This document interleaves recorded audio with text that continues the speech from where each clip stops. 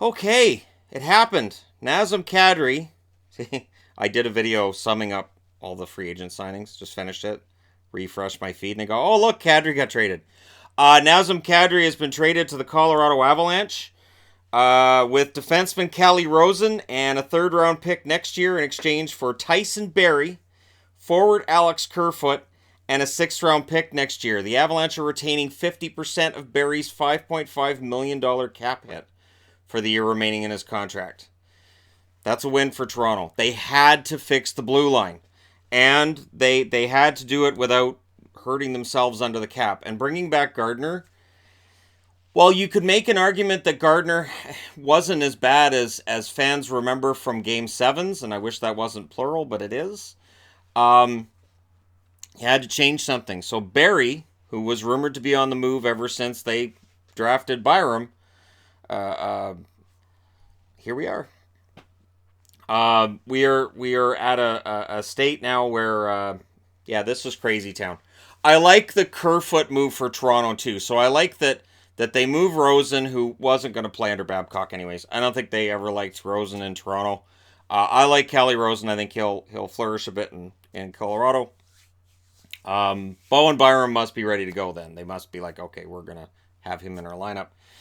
Uh, and with the retention of cap by Colorado, I don't see how this could be seen as anything but a win for Toronto.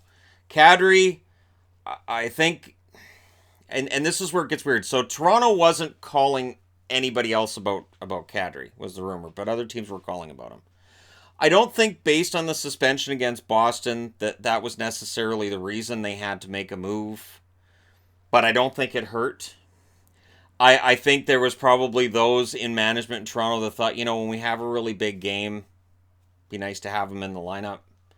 And 2 years in a row, he's got himself suspended. So you can make the argument that Toronto's got a soft lineup up front. And I have absolutely no argument against that. They absolutely do. In losing Kadri, they lose something that is going to be hard to replace. But they add to the blue line. That is a defense that desperately needed an addition. Barrie can do it all. And he's a free agent next summer. We'll see if he ends up signing an extension with Toronto. So now they've added Ceci, and Ceci doesn't have to be a top guy now because Barrie's jumping into that spot. That makes up for losing Gardner. It's a win for Toronto for me based on that. I'm not necessarily saying it's a loss for Colorado. They get a checking center in Kadri. So when Soderberg got traded, maybe Sakic was looking down the road and going, all right, I'll trade out Soderberg. We'll see what happens. Maybe there were certain players he was looking at, and he had to deal with Toronto on the side and said, all right, if this doesn't work, we'll send you this for Kadri. And Toronto's like, all right, if we don't get this done.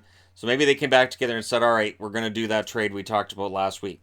So this is why they sit and talk at the draft table, and then we go, oh, they didn't make a trade. But sometimes they work these things out, and then they come back to it later. Maybe that's what happened here. Good trade for Toronto. Good trade for Colorado. I'm giving the edge to Toronto because I have griped and whined and moaned for a long time about fixing the blue line. And this for me goes a long way. And adding Kerfoot, I am a fan of Kerfoot. We'll see how it works out. Let me know what you guys think about this trade in the comment section below, as always. Don't forget to hit like and subscribe if you're browsing your way through. You just happened upon this video. It's been a crazy Canada Day. Happy Canada Day to everybody. And Toronto fans, do you feel better about your team right now than you did 48 hours ago? The right answer is yes.